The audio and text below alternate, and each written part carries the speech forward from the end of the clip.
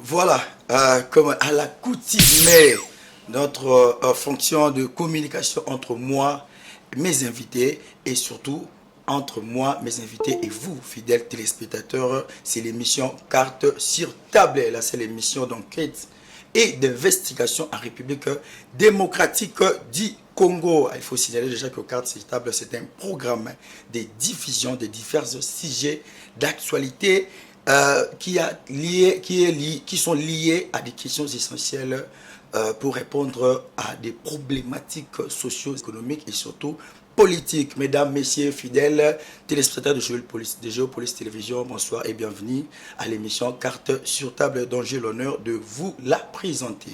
Alors, ouvrons ces nouveaux numéros avec deux adages. L'erreur que commettent la plupart des gens de penser que l'homme politique est un homme alors que c'est un homme politique.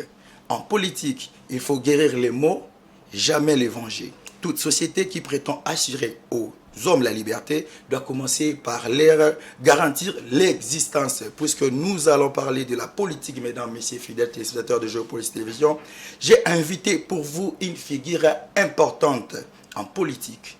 C'est déjà un porte-parole d'un candidat. Là, je vais dévoiler bientôt là d'un candidat à l'élection présidentielle. Et il s'appelle Messieurs Léon Ngoulou, à qui j'ai dit bonsoir. Bonsoir.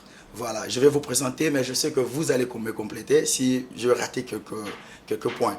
Vous êtes philosophe, ingénieur agronome, ancien coordonnateur intérimaire du mécanisme national de suivi de l'accord cadre d'Addis Abeba. Vous êtes aussi porte-parole du candidat numéro 24, Adolphe Muzito. Tout à fait, c'est bien ça. C'est ça votre présentation, ça se limite là. Oui. Voilà. Aujourd'hui, avec messieurs Léon Ngoulou, fidèle téléspectateur, nous allons parler d'une thématique très, très, très importante. Je pense que vous le savez, car cela nous tienne l'actualité, nous oblige de parler de l'élection présidentielle. Et puis, nous allons vraiment focaliser et circonscrire notre thématique tout autour du programme du candidat 24, la proposition des réformes d'Adolphe Muzito. D'entrée de jeu, M. Léon Ngoulou. Parlez-nous d'abord, est-ce que pouvez-vous nous parler de ces programmes, des réformes, de propositions des réformes d'Adolphe Muzito, avec quelques détails possibles, parce qu'il y a quand même pas mal de gens qui se posent beaucoup de questions tout autour de ces propositions des réformes. Oui, merci. Je parlerai d'abord brièvement d'Adolphe Muzito, le candidat numéro 24, qui va travailler 24 heures sur 24. Adolphe Muzito est candidat à l'élection présidentielle pour la première fois. C'est une personnalité politique très chevronnée, n'est-ce pas, qui a été plusieurs fois conseiller de cabinet, qui a été ministre du budget, qui a été Premier ministre. Et comme Premier ministre, il a accompli des performances tout à fait remarquables, notamment l'annulation de la dette de la RDC, donc près de 14 milliards de dettes qui ont été annulées. Très bien. Il a quadruplé le salaire des fonctionnaires lorsqu'il était à la primature de 2008 à 2012. Très bien. Il a vraiment lutté contre la pauvreté parce que en quadruplant les salaires, il a vraiment permis à plusieurs ménages de s'en sortir. Adolphe Muzito aussi, comme vous le savez, est un spécialiste aussi des problèmes de décentralisation puisqu'il a eu à créer aussi beaucoup de villes. Pour des villes parce qu'il faut rapprocher, n'est-ce pas, les administrés de leurs administrateurs. Donc, en bref, Adolphe Muzito propose aux Congolais un programme crédible, un programme qu'il étale sur 10 ans. Parce que la profondeur des maux qui ravagent la société congolaise implique qu'on ne peut pas tout résoudre en 5 ans. Ce ne sera pas possible. Mais du moins, on peut tout prévoir de résoudre sur les 10 prochaines années. Voilà. Et il propose un programme ambitieux, un programme qui coûtera 300 milliards de dollars sur 10 ans. Le premier volet des réformes que va proposer Adolphe Muzito, c'est d'abord une réforme de l'État pour justement que cet État congolais ait une meilleure séparation des pouvoirs. Nous observons aujourd'hui que le gouvernement a les mains liées pratiquement par le cabinet présidentiel, puisque si vous avez remarqué, les Congolais le savent, à peu près tous les postes ministériels sont dédoublés à la présidence de la République par des coordinations. Vous allez à la présidence de la République, il y a énormément de coordinations qui font à peu près le même travail que les ministères. Donc, il faut dégraisser la présidence de la République parce qu'il faut réduire le train de vie de l'État. Et il faut que le gouvernement ait ses véritables prérogatives. Le président de la République ne peut pas, si vous voulez, à travers ces coordinations, se substituer à l'action du gouvernement. Le président de la République a des prérogatives qui sont régaliennes, qui sont les siennes, mais c'est le Premier ministre qui dirige la politique de la nation, et c'est le Premier ministre, n'est-ce pas, qui rend compte devant le Parlement. Voilà. Nous voyons ainsi que pour cette question de la séparation des pouvoirs, vous savez que, comme l'a dit un grand philosophe célèbre, quand il n'y a pas de séparation des pouvoirs, il n'y a pas de constitution. Donc, vous comprenez qu'il faut renforcer le pouvoir judiciaire. Le pouvoir judiciaire reçoit encore trop d'injonctions de la part de l'exécutif. Il faut vraiment renforcer le pouvoir judiciaire. Il faut également il proposera aux Congolais que le président de la République soit désormais élu au second degré par le Parlement. Pourquoi ? Parce que l'offre politique au Congo est tellement fragmentée avec ces 1000 et quelques partis politiques que nous avons, qui présentent tous des candidats, qu'au final, vous voyez que sur les 500 places qu'il y a au Parlement de députés, et puis les 100 et quelques de sénateurs, vous voyez qu'il y a une trop grande fragmentation, un trop grand émiettement. Trop de partis sont représentés au Parlement, et inutilement, avec un député, 2 députés, 3 députés, etc. Donc, il faut rationaliser l'offre politique autour de grandes formations, de grands rassemblements, afin que nous ayons... on peut fonctionner avec 20, 30, 40, 50 partis, mais pas 1000. C'est excessif. Donc, au niveau de la séparation des pouvoirs, Adolphe Muzito propose une offre concrète. Il offre vraiment ce qu'on appelle la balance des pouvoirs. Il faut vraiment que chaque pouvoir reste à sa place et que chaque pouvoir agisse avec les règles de ce qu'on appelle la balance des pouvoirs, notamment aux États-Unis. Voilà. Ensuite, Adolphe Muzito a un programme ambitieux pour l'administration, pour réformer l'administration. Mais cette réforme de l'administration, elle va de pair avec la réforme aussi de la décentralisation. Adolphe Muzito proposera aux Congolais de nouvelles villes. Il proposera aux Congolais de nouveaux découpages territoriaux. Vous savez que nous avons des territoires qui sont surpeuplés, des territoires qui sont tout à fait sous-peuplés. Nous avons des territoires qui ont 70, 100 000 habitants, quelques-uns, et puis au-dessus de ça, nous avons des territoires qui ont 2,5 millions, 1,5 million, 1 million, 800 000, 700 000 habitants, et c'est excessif. Nous en avons 145. Adolphe Muzito propose de porter ce chiffre à 210. Pourquoi 210 territoires? Parce que les territoires doivent avoir une population qui n'excède pas 350 000 habitants au maximum pour permettre une bonne administration avec l'administrateur du territoire et son équipe. Vous voyez aussi que, donc, de 145, on passera à 210 territoires. Il y a des communes qui seront démembrées, les communes qui sont surpeuplées. Par exemple, Selembao, vous voyez que Selembao a 1 million, 1 million 200, 1 million 400 000 habitants. Bon, d'après les chiffres officiels, mais c'est probablement beaucoup plus que ça. Là encore, c'est une commune qui n'est pas gérable. L'état civil de cette commune n'est pas gérable. Donc là encore, des quartiers seront élevés en communes. Dans toute l'étendue de la République, là où une commune aura plus de 320 000 habitants, il faudra nécessairement démembrer et élever des quartiers au niveau des communes pour rapprocher, n'est-ce pas, l'administration et les administrés afin d'avoir une bonne gestion de l'état civil, c'est-à-dire de l'état des personnes, et d'être en mesure de préparer les politiques sectorielles de manière efficace.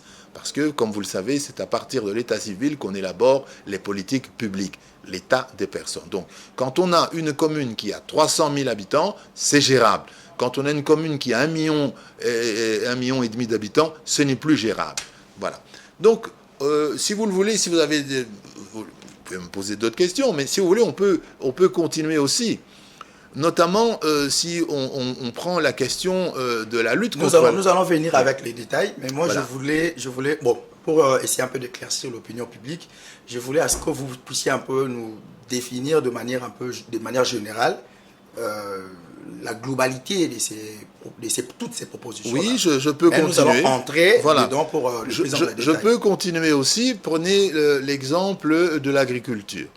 Vous voyez bien que toutes les provinces du Congo sont au niveau d'urgence alimentaire, de stress alimentaire. Toutes, sans exception. Voilà. Bon, ça signifie que pendant les 5 années du mandat de Félix Tshisekedi, Voilà. il n'y a pas eu de grandes actions pour lutter contre la sous-alimentation qui est chronique, n'est-ce pas, en République démocratique du Congo. Et pourquoi cette sous-alimentation est chronique? Pourquoi la malnutrition et la famine gagnent du terrain depuis 5 ans? C'est simplement parce que l'agriculture est partout moribonde, partout en difficulté. Partout en difficulté parce qu'il y a des problèmes très sérieux au niveau de l'évacuation des productions agricoles, un peu partout dans le pays. Il n'y a plus de routes de dessert agricole en bon état. On sort les productions à moto, on les sort dans des charrettes, etc.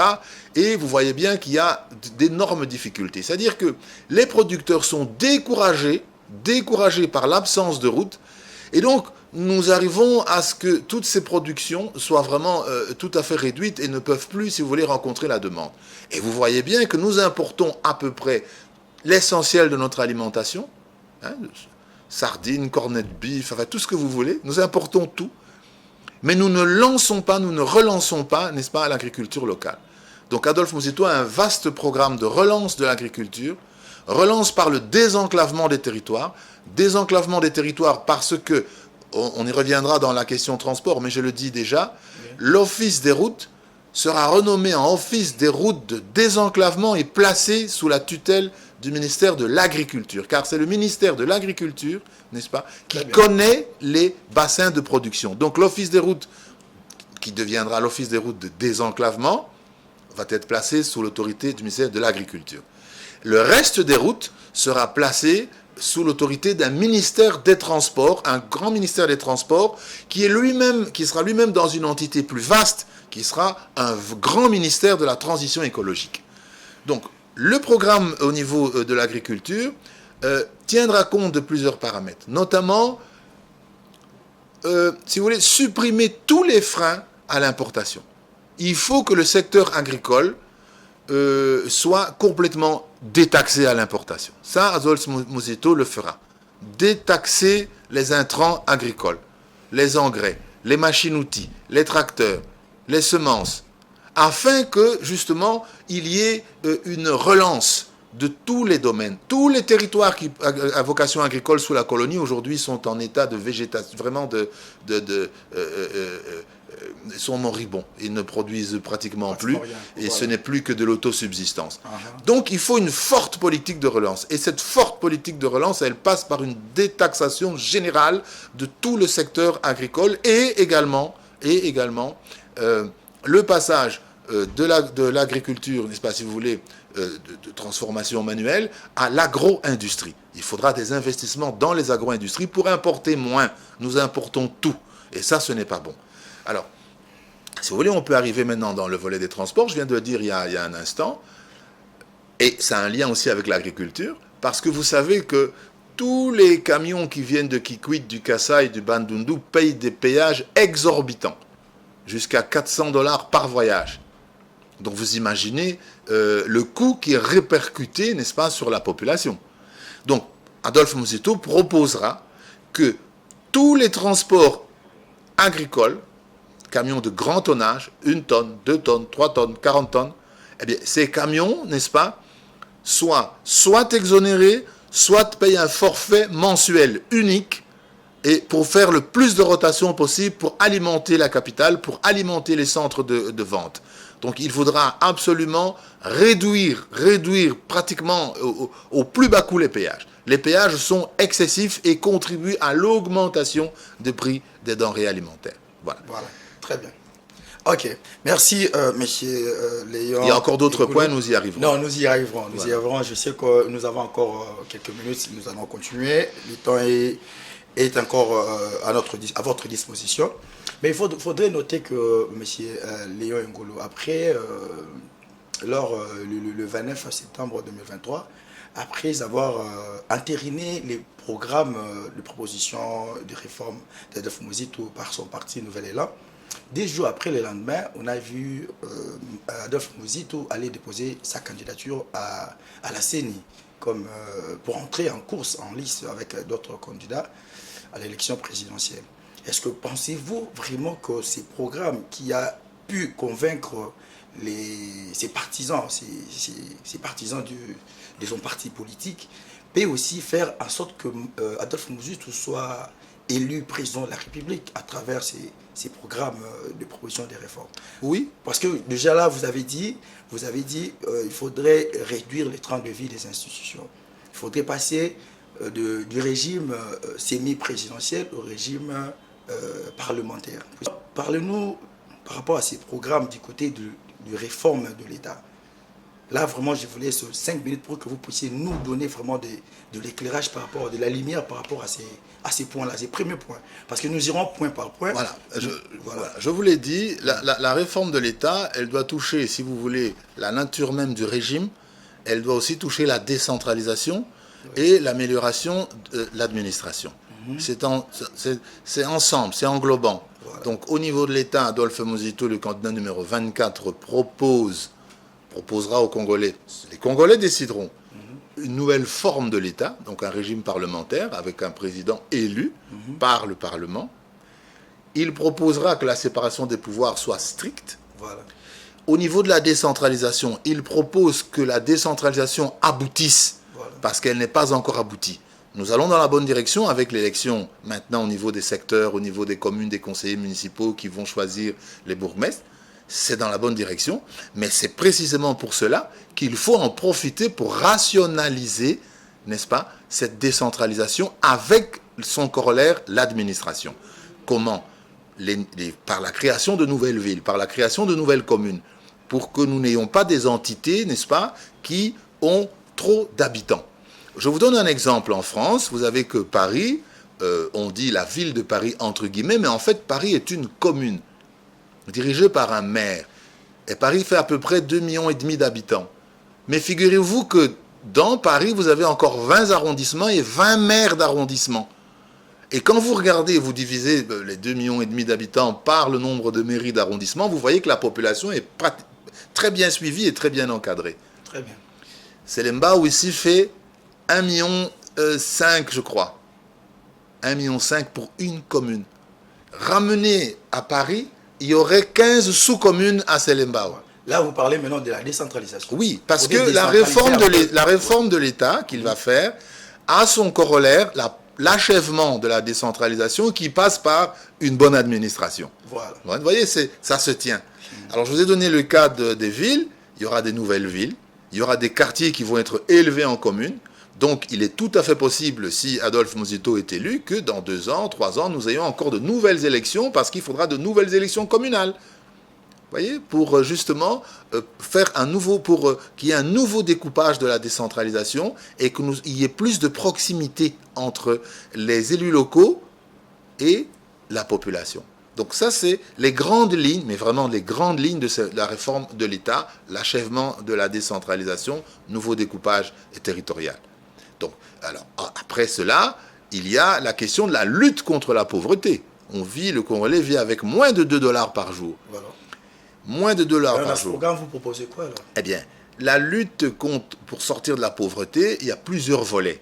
Voilà. Le premier volet, c'est relancer l'agriculture. Il faut que partout dans le pays, chaque territoire retrouve la vocation agricole qu'il avait sous la colonie.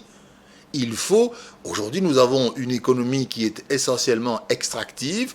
Le Congo vit de ses matières premières, cuivre, cobalt, fer, etc. Et nous avons une agriculture qui ne pèse à peu près plus rien en termes d'exportation. Il y a un peu d'agriculture d'autosubsistance qui contribue un petit peu au PIB, mais au produit intérieur brut, mais c'est vraiment minime puisque nous n'exportons pratiquement plus aucun produit agricole.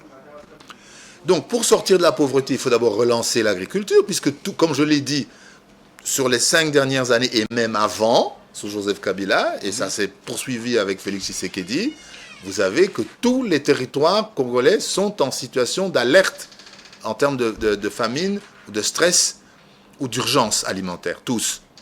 Donc là, c'est qu'il y a vraiment un problème de production. Voilà. Donc, il a dit, pour lutter contre la pauvreté, agriculture, relance de l'agriculture. N'est-ce pas? Voilà. Aussi, une politique de crédit. Politique de crédit qui doit être améliorée. Les Congolais n'ont pas suffisamment accès au crédit. Ça, c'est une chose. Pour les fonctionnaires, Adolphe Mosito envisage, n'est-ce pas, d'éclater la fonction publique par filière de prestation de services.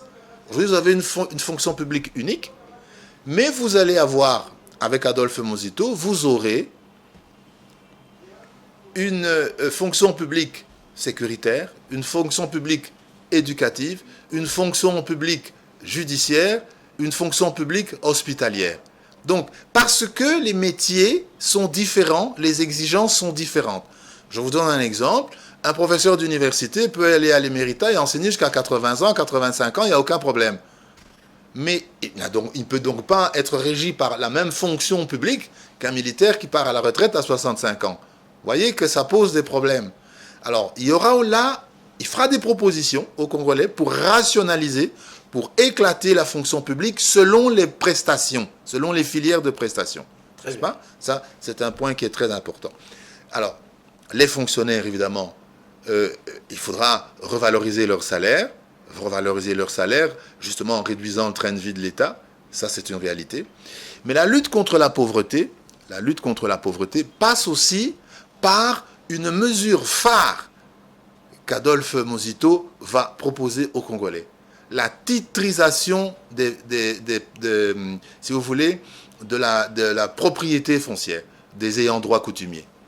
Ça, c'est un de ces grands programmes, une grande réforme qu'il envisage de faire. Il faut que la propriété devienne un plein droit. Pourquoi ? Aujourd'hui, vous voyez que les ayants droit coutumiers vendent des terres, mais ces terres qui sont supposées appartenir à l'État. Sol comme sous-sol. Mais si aujourd'hui on leur donne des titres de propriété sur leurs terres ancestrales, je ne parle pas du passé, ce qui a été cédé par les ayants droit coutumiers sous la colonie, etc. On ne va pas revenir là-dessus. Mais par exemple, vous voyez ici, allez à Bingi, allez ailleurs, ici tout près, vous voyez des chefs coutumiers qui vendent des terres.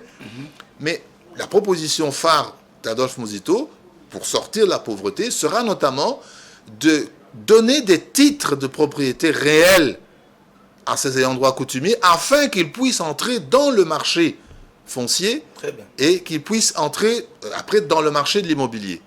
Il faut que les gens soient pleinement propriétaires. La pleine propriété est l'une des conditions du capitalisme. La question vous savez que cette question du sol et du sous-sol, c'est aussi, ça nous protège des fois, mais c'est aussi un facteur d'aggravation de la pauvreté, puisque vous voyez bien que nous ne pouvons pas, ça empêche notamment des crédits à très long terme. Puisque lorsque vous n'êtes pas propriétaire, vous êtes locataire de votre terre, vous avez une concession perpétuelle si vous êtes congolais, et pour les investisseurs, c'est 25 ans. Et pour les sociétés congolaises, c'est 25 ans aussi. C'est insuffisant pour des grands investissements. Insuffisant.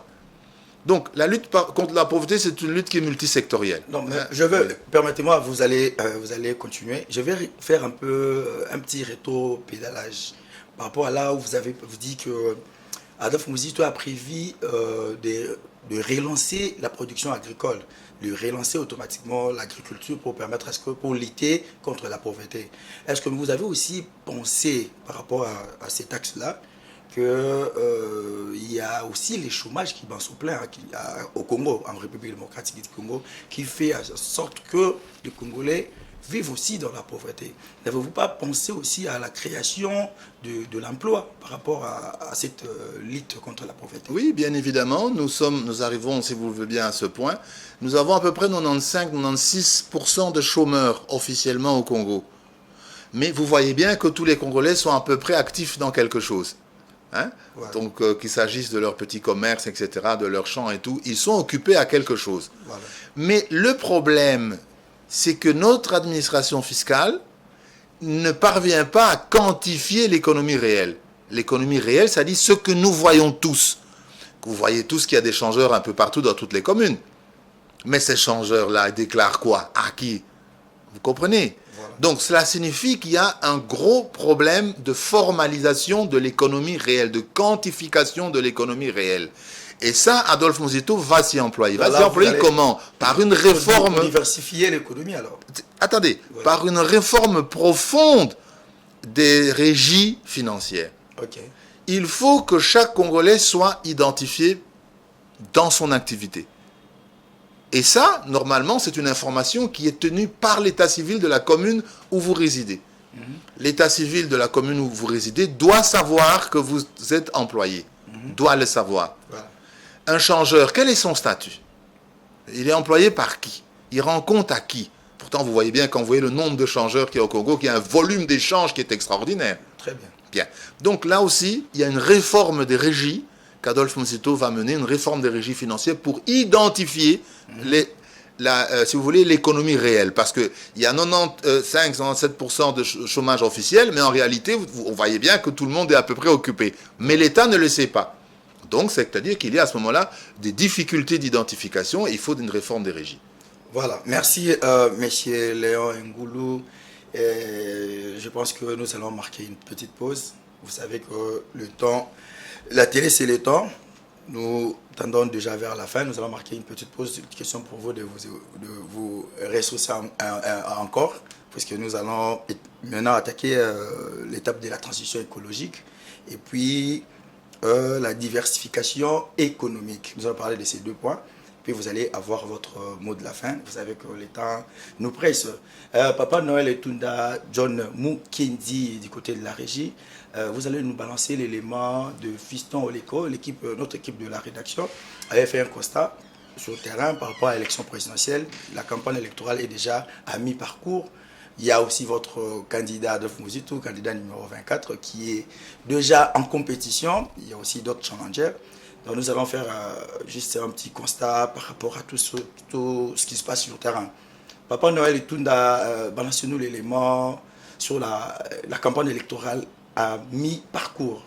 Merci. Lancée depuis le 19 novembre, la campagne électorale pour les élections générales de décembre 2023 poursuit son bonhomme de chemin. Mais sur terrain, il n'y a que quelques candidats qui sont réellement actifs. En tête d'affiche, Félix Tshisekedi qui est actuellement dans le Grand Katonga, Moïse Katumbi actuellement dans le Grand Bandundu, mais aussi Martin Fayulu qui ont déjà fait plusieurs provinces. Il y a également Denis Mukwege et Floribert Anduluni se trouvant dans la partie orientale, Adolphe Muzito dans le centre du pays et Constant Mutamba qui est également en mouvement. À 2 semaines du grand rendez-vous entre les 22 candidats et les 44 millions d'électeurs, il faut dire qu'il se constate une froideur dans les chefs de quelques candidats qui sont moins visibles sur terrain. En revanche, ils sont du moins présents dans les médias traditionnels ou les réseaux sociaux. C'est le cas de 2 candidates que compte la liste, Marie-Josée Ifoku et Joël Billet, qui sont aussi plus sur les affiches et panneaux sur les artères. Le pasteur Théodore Ngoï, qui est à sa 2e expérience, et son collègue Agré Ngalassi, se distinguant comme le choix des dieux, sont également moins visibles. Dans le même registre, il y a Rex Kazadi, Jean-Claude Baïndé, Tony Kazus Bolamba, Patrice Mwamba, Raja Botebabo, Georges Boussé-Falay, Enoch Ngila, André Massalou, Lolinke Malilo et les autres. Certains de ces candidats se distinguent par la communication visuelle, mais aussi quelques sorties dans les médias, mais d'autres ne font pas écho.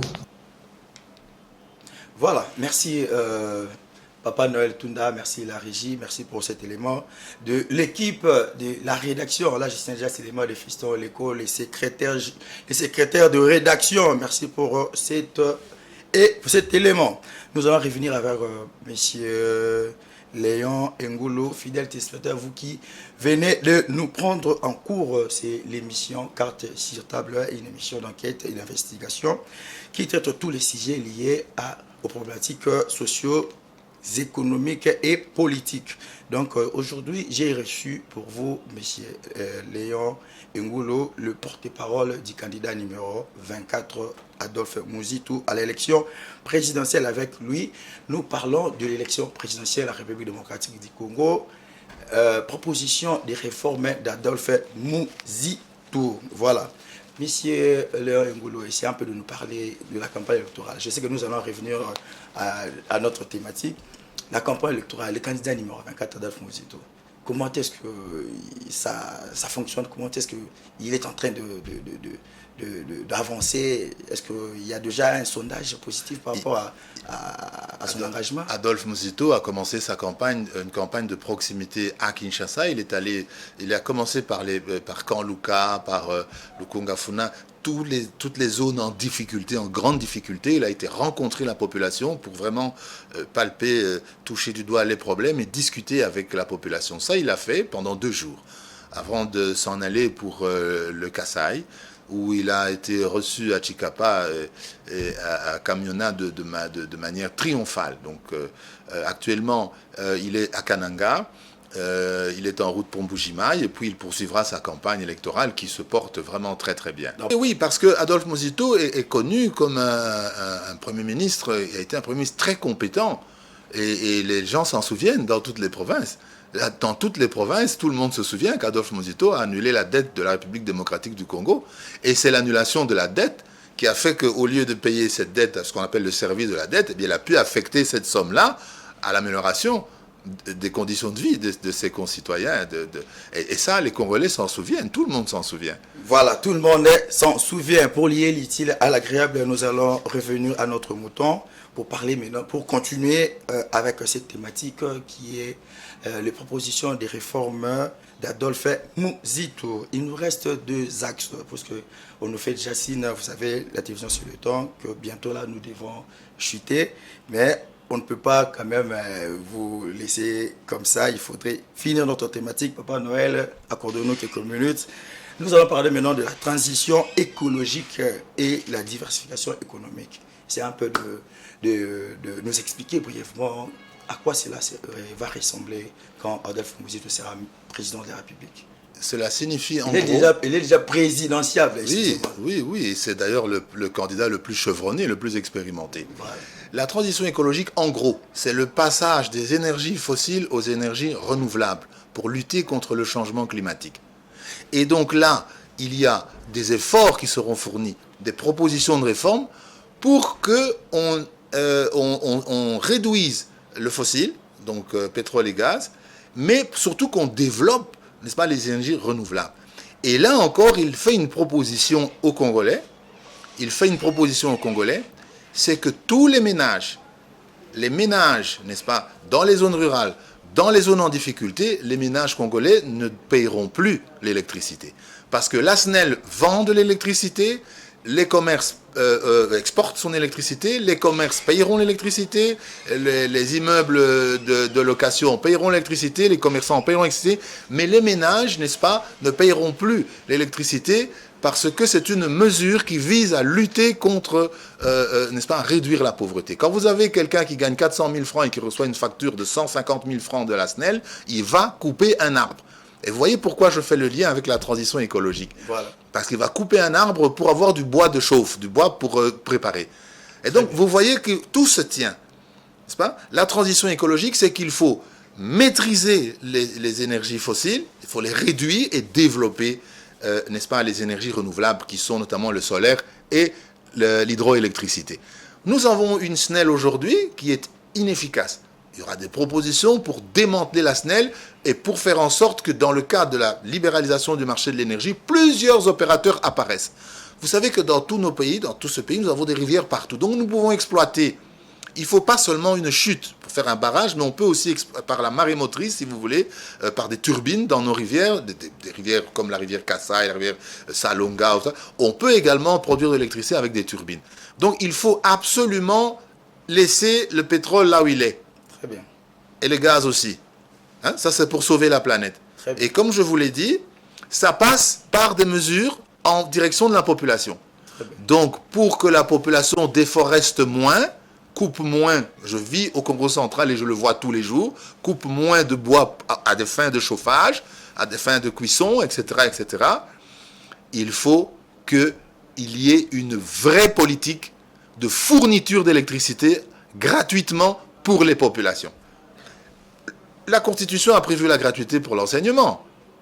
Mais la gratuité pour les ménages, ça doit être une réalité parce que le Congo, on dit dans l'hymne national, don béni. Parce que nous avons reçu une énergie hydraulique, un des plus gros potentiels du monde d'énergie hydraulique, et on fait payer aux gens des factures, à des gens qui gagnent 200 $, on leur fait payer des factures de 50 $. Ce n'est pas normal. Adolphe Muzito va vraiment lutter contre cela. Voilà, la diversification économique. Ça se tient aussi dans le cadre de la transition écologique. La diversification, c'est que nous devons, à côté des industries extractives, donc cobalt, cuivre, etc., il faut remonter l'agriculture, qui doit normalement être à égalité pour l'exportation. Ça, c'est une chose. Il proposera aussi de créer dans toutes les provinces des conservatoires nationaux des arts et métiers pour identifier justement et former dans les provinces aux besoins nouveau de l'économie. Parce que la transition écologique crée de nouveaux métiers. Il faut s'adapter, notamment à travers une offre de formation qui soit précisément adaptée aux efforts à fournir pour la transition écologique. Donc je vous l'ai dit, il faut remonter l'agriculture à un niveau 30-40%, 30-40% du PIB. Il faut des nouvelles approches de formation aux arts et métiers. On n'a pas assez de formation dans les provinces. Vous voyez bien qu'il y a des provinces qui n'ont des universités entre guillemets, mais il n'y a pas de conservatoire des arts et métiers. Alors lui propose des conservatoires provinciaux des arts et métiers dans toutes les provinces pour bien former aux diversifications. Donc, si vous voulez, au métier de la diversification économique qui vient avec l'économie verte, l'économie bleue, n'est-ce pas, dans le cadre de la lutte contre la transition du changement climatique par la transition écologique. Donc vous voyez, tout ça c'est systémique, ça se tient, ce sont des mesures qui et c'est pour ça qu'en France, vous avez un ministère englobant aujourd'hui, ministère de la transition écologique qui prend l'aménagement du territoire, les transports, le tourisme, oui, les travaux publics, enfin beaucoup de choses. Parce que ça demande un effort, si vous voulez, concerté de plusieurs secteurs. Voilà, nous allons chuter avec la santé. Puisque à un moment donné, vous avez parlé de la gratuité de la santé, voilà, qui est déjà un programme qui est en cours. Oui, mais dans le domaine, dans le domaine de... Si vous voulez, si vous permettez, l'émission était vous m'avez dit que l'émission était bilingue.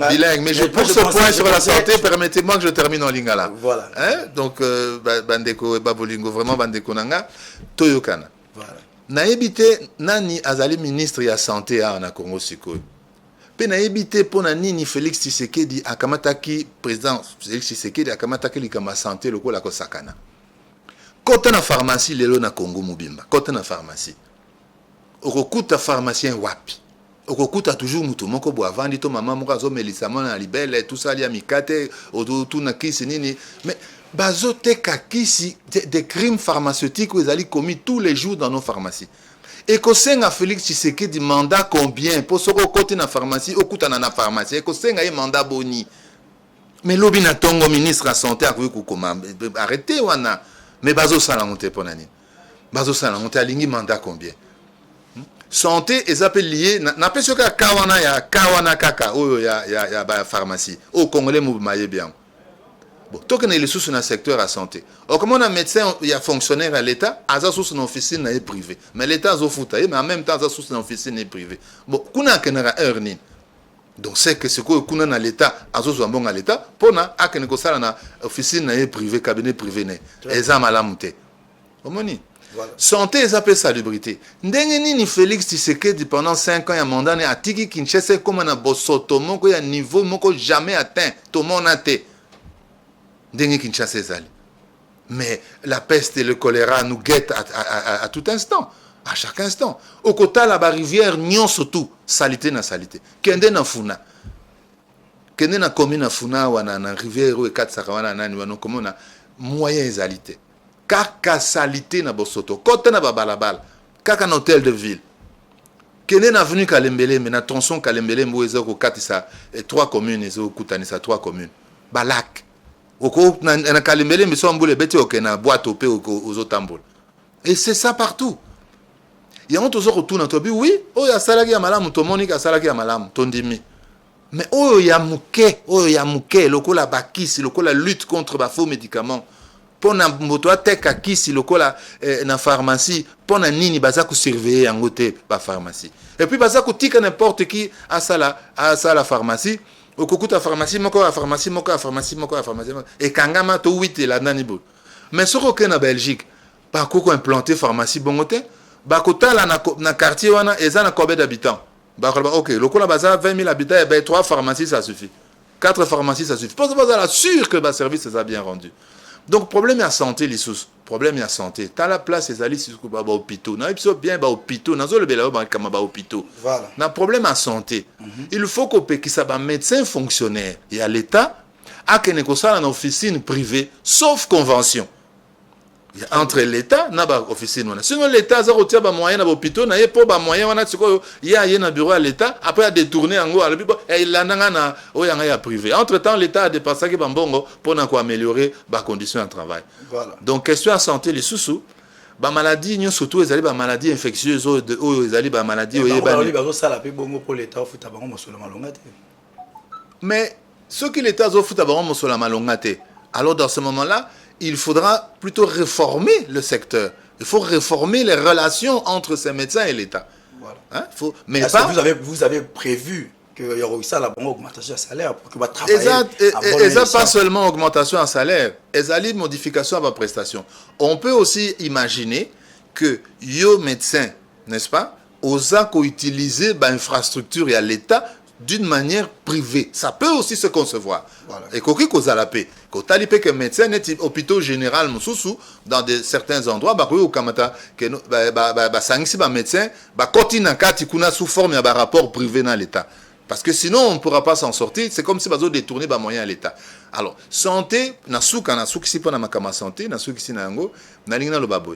maladie infectieuse, quoi la malaria, surtout Wana et Sali, il faut qu'ils aient pris en charge vraiment facilement et automatiquement. Hein, l'État doit s'occuper de ça. Et aussi tous les soins néonataux.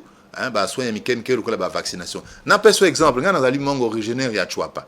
Quand on a vu son Chouapa, dans la province à Chouapa, il y a à peu près 150 000 enfants. Tout ça peut être 1 800 000, 1 700 000. Il y a à peu près 150 000 enfants qui ont un vaccin. Pour qu'ils aient dans l'état civil. Bazora vaccin te tala ba risque ba maladie bezoya ba polio ba nani ba maladie amabe. Donc là encore il faut faire des efforts. Et pourquoi on arrive, je termine par là, et pourquoi tous autres comme on a ba situation on a que bana baza identifié santé à ba mal si vous voulez mal encadré parce que ba commune ba territoire ba tout ba l'équipe il faut rationaliser, il faut diviser, il faut vraiment comme il a dit de 145 à 210 territoires pour nous rapprocher, administrer, administrateur. Bien sûr. Alors, monsieur Pourchité, une toute petite dernière question. Est-ce que pensez-vous de manière indiscutable que ces programmes de proposition des réformes d'Adolphe Mouzitou fera élire Adolphe Mouzitou face à Félix Tshisekedi, à Moïse Katumbi, à Martin Fayulu lors du scrutin du 20 décembre? Parce que nous savons tous que la politique, c'est aussi un rapport de force. Parce que nous avons vu Félix Tshisekedi faire des alliances avec Jean-Pierre Bemba, avec les Bayati et consorts.